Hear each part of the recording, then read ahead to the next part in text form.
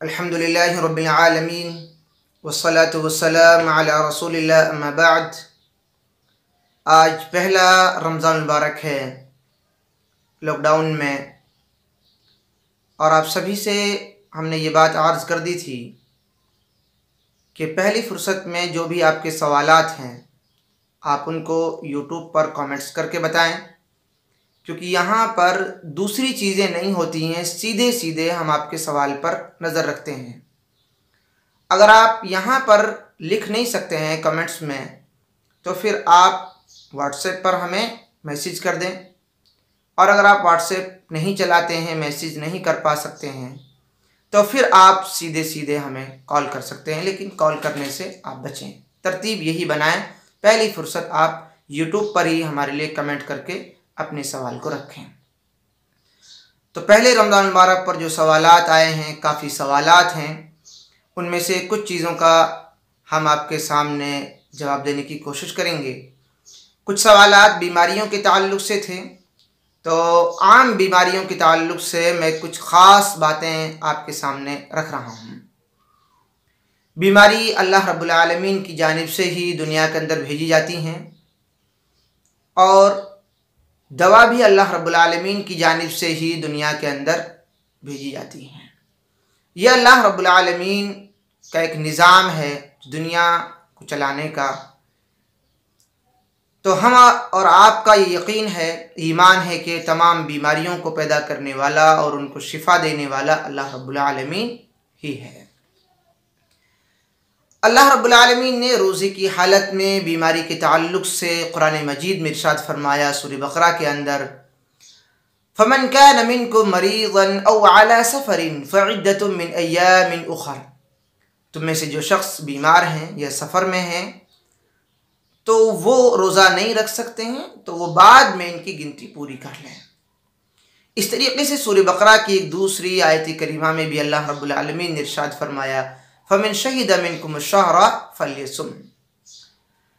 तो बीमारी के ताल्लुक़ से हमें इस आयत करीमा में ये मसला मिला कि जो बीमार है वो रोज़ा छोड़ सकता है।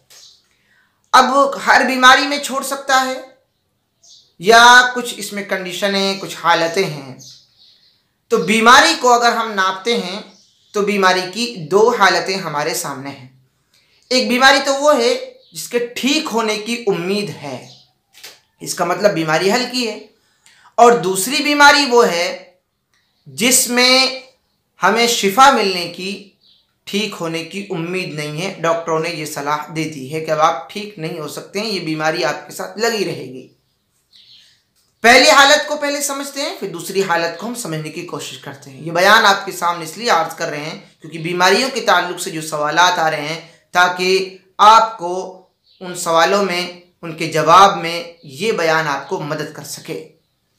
तो पहली हालत तो ये है कि आपके लिए रोज़ा मुश्किल ना हो, यानी ऐसी बीमारी जिसको ठीक होने की उम्मीद है, तो बीमारी हल्की है, तो पहली हालत तो इसमें यह बनेगी कि आपके लिए रोज़ा मुश्किल ना हो और उससे आपको नुकसान भी ना हो। अगर आप रोज़ा रखें तो आपको नुकसान भी ना हो, तो फिर तो आपके लिए रोज़ा वाजिब है, फ़र्ज़ है, आपको हर हाल में रोज़ा रखना है।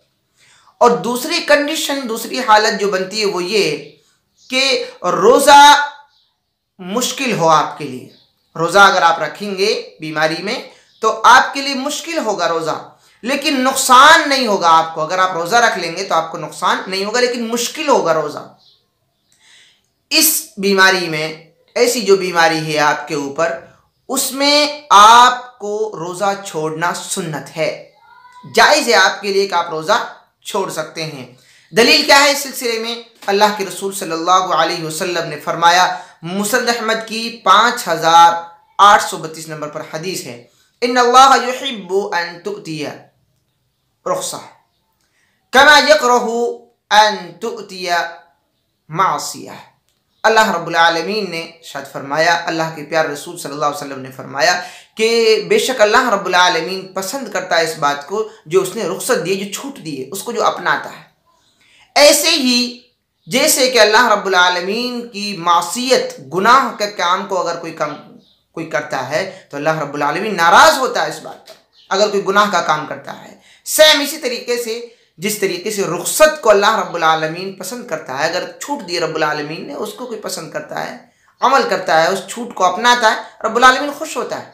और अगर कोई गुनाह को जिससे बंद किया रब्बुल आलमीन ने, ना करने का हुक्म दिया, उसको कोई करता है तो फिर रब्बुल आलमीन नाराज़ भी होता है। ये हदीस पाक हम और आपके सामने ये सबक देती है कि जिसमें छूट दी है रब्बुल आलमीन ने हमें, तो हम अपने आप को उसमें ढालें और अपने आप को मुसीबत में ना डालें। तीसरी जो हालत है बीमारी की वो ये है कि नुकसान हो आपको। अगर आप रोज़ा रख लेंगे तो मुश्किल तो है ही, लेकिन नुकसान भी हो जाए आपको। इस सिलसिले में जो दलील है वो ये है कि वला तक़्तुलू अनफुसकुम इन्नल्लाह कान बिकुम रहीमा, तुम अपने आप को कत्ल ना करो, अपने आप को हलाक ना करो, बेशक रब्बुल आलमीन मेहरबान है। तो अगर रोज़ा रखने से आपको नुकसान हो रहा है और मुश्किल भी है आपके लिए रोज़ा रखना, तो फिर आपको रोज़ा छोड़ देना चाहिए। ये अल्लाह रब्बुल आलमीन जो कुरान मजीद में आयत करीमा हमने आपके सामने पढ़ी है, सूरह निसा की आयत नंबर 29। तो ये एक आम बीमारी के ताल्लुक से 4-5 बातें हो गई। इसमें आखिरी बात ये है कि अगर कोई शख्स रमज़ान के दिन में बीमार हो जाता है और आपके लिए रोज़ा आगे रखना, आगे बढ़ाना, रोज़े को मुकम्मल करना आपके लिए मुश्किल हो जाता है, तो आपके लिए शरीयत इस्लाम ये हुक्म देता है कि आप अपना रोज़ा ख़त्म कर दें, तोड़ दें। फिर आप ठीक हो जाते हैं तो आप उस रोज़े को आगे नहीं बढ़ाएंगे, क्योंकि अब आप रोज़ा तोड़ चुके हैं। फिर आपको इस रोज़े की क़ज़ा करनी होगी। बीमारी की जो दूसरी कंडीशन है वो ये है कि आपको डॉक्टरों ने सलाह दे दी है कि बीमारी आपकी मुश्किल बीमारी है, आपको शिफा नहीं मिलेगी और आप ठीक होने की आपकी उम्मीद नहीं है। जैसे कैंसर की बीमारी है, टीबी की बीमारी है, बहुत सारी और भी बीमारियां हैं जो इंसान को लग जाती हैं और फिर ज़िंदगी भर वो दवाइयों से अपना रिश्ता जोड़ लेता है। तो ये दूसरी जो हालत है, दूसरी जो बीमारी जो मैंने आपके सामने रखी है, इसमें अल्लाह के रसूल सल्लल्लाहु अलैहि वसल्लम ने हम और आपके सामने जो पैगाम रखा है वो हम और आपको समझना है। इसमें बूढ़ा शख्स है, आजिज़ है, कमज़ोर शख्स है, डॉक्टरों ने उसके लिए सलाह दे दी, वो तमाम के तमाम लोग शामिल हैं। मुहद्दिसीन का इस बात पर इजमा है कि ऐसा बीमार, आजिज़, कमज़ोर, बूढ़ा शख्स, उसको रोज़ा छोड़ देना चाहिए, उसको रोज़ा नहीं रखना चाहिए। सही बुखारी के अंदर 4505 नंबर पर एक हदीस मौजूद है जिसमें वही आयत करीमा अल्लाह के रसूल सल्लल्लाहु अलैहि वसल्लम ने पढ़कर सुनाई, फमन कान मिनकुम मरीज़न औ अला सफ़रिन फ़इद्दतुम मिन अय्यामिन उख़र, जो शख्स तुम में से बीमार है या सफ़र में है तो वो अपने रोज़े के बदले जो उसने रोज़ा छोड़ा है, अगर वो बाद में रोज़ा पूरा करने की हालत में आ जाए तो बाद में रोज़ा जितने उसके रोज़े छूटे हैं उनकी गिनती वो आदमी पूरा कर ले। लेकिन अगर ऐसा नहीं है, क्योंकि वो मुस्तकिल बीमार रहने वाला शख्स है, उसकी बीमारी ठीक होने की उम्मीद में नहीं है, तो वअलल्लज़ीना युतीक़ूनहु फ़िद्यतुन तआमु मिस्कीन, तो वो हर रोज़े के बदले एक मिस्कीन को खाना खिलाए। अब एक मिस्कीन को खाने खिलाने के ताल्लुक से जो सही बुखारी की हदीस है 4505 नंबर पर, अब्बास रज़ियल्लाहु तआला अन्हु फरमाते, एक शख्स इस आयत करीमा को इस अंदाज में पढ़ रहा था गोया कि ये हुक्म अब ख़त्म हो गया है इस्लाम में। तो अब्बास रज़ियल्लाहु तआला अन्हु ने फरमाया, जो सही बुखारी की हदीस है 4505 नंबर पर, उसके अल्फाज हैं लैसत बिमनसूख।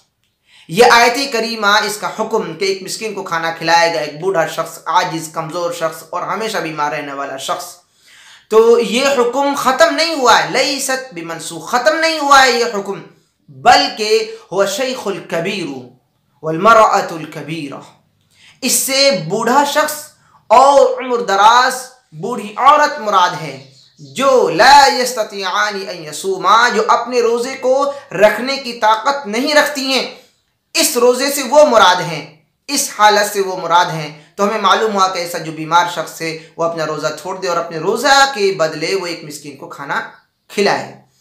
अगर वो बाद में ठीक होने की उम्मीद में है, फिर रोज़ा छूट रहा है, तो फिर वो अपने रोज़े के बदले एक मिस्कीन को खाना खिलाएगा, या ठीक हो जाएगा तो फिर वो इस रोज़े की क़ज़ा करेगा। फ़र्ज़ रोज़े रमज़ान मुबारक के रोज़े मुकम्मल होने के बाद में जब वो इस हालत में पहुँचे कि अब मैं इसकी क़ज़ा करने की हालत में हूँ, तब वो अगले रमज़ान आने से पहले पहले वो इसकी क़ज़ा कर ले। खाना खिलाने के ताल्लुक़ से भी चंद बातें हैं जो बार बार लोग सवाल करते हैं कि खाना एक रोज़ादार के बदले कैसे खाना खिलाया जाए। खाना खिलाने के ताल्लुक से 5 बातें आप अपने सामने रखें। इब्न बाज़ रहमतुल्लाह अलैह फरमाते हैं कि अपने मिस्कीन को अपने साथ भी खिला सकते हैं। आप खा रहे हैं, एक वक्त का खाना उसे अपने साथ बिठाकर खिलाएं, तो इससे आपका वो रोज़े का फिदिया मुकम्मल हो जाएगा। दूसरी जो हालत है, या आप 1.5 किलो जो शहर में जो खाने का जो भी चीज़ें आपके यहाँ, अगर चावल है या अनाज है, जो भी आपके यहाँ चलता है, तो 1.5 किलो के बराबर एक मिस्कीन को एक रोज़े के बदले आप दे दें। और इसी तरीके से आप याद रखें कि आप एक साथ भी खाना तैयार करके 5 रोज़े हैं आपके जो छूटे हैं, 5 रोज़े का एक साथ खाना तैयार करके आप एक साथ भी मिस्कीन को खिला सकते हैं। और तीसरी बात यह है कि जितने दिन का रोज़ा आपके ज़िम्मे हैं, उतने दिन की ग़िज़ा एक साथ मिलाकर भी आप मिस्कीन में, फ़ुक़रा में तक़सीम कर सकते हैं। चौथी बात यह है कि रुपए ना दें, आप पैसा ना दें, बल्कि आप गल्ला दें, क्योंकि शरीयत में यही कहा गया है, गल्ला जो आप खाते हैं पीते हैं उस चीज़ को आप दें मिस्कीन के लिए, रुपया ना दें आप। और 5वीं चीज़ जो अहम है वो ये है कि जो वो फ़कीर और मिस्कीन है वो ऐसा हो जिसको ज़कात दी जा सके, या ज़कात की जिनको ज़कात दी जा सकती है उनमें से कोई हो, तो आप उनको ये फ़िदिया अपने रोज़े का दे सकते हैं। 1.5 किलो दे सकते हैं, या एक अपने साथ में एक मिस्कीन या फ़कीर को खाना आप खिला सकते हैं। एक साथ भी दे सकते हैं, एक साथ तैयार करके भी आप उनको खिला सकते हैं। इस्लाम ने, शरीयत ने आपको इजाज़त दी है। तो बीमारी के ताल्लुक़ से ये चंद बातें आपके सामने रखी गई थी। आप अपने सवालात को हमारे सामने ज़रूर रखें। उन तमाम सवालों को, उनके जवाब कुरान और हदीस की रोशनी में आपके सामने हम पेश करने की कोशिश करेंगे। जज़ाकुमुल्लाहु खैर। सभी तरह की इस्लामी वीडियोस, तकारीर, दुरूस और अफवाहों का सच देखने के लिए इकरा स्टडी सेंटर को सब्सक्राइब करें। किसी भी नई वीडियोस के लिए कमेंट बॉक्स में अपना सवाल टाइप करें।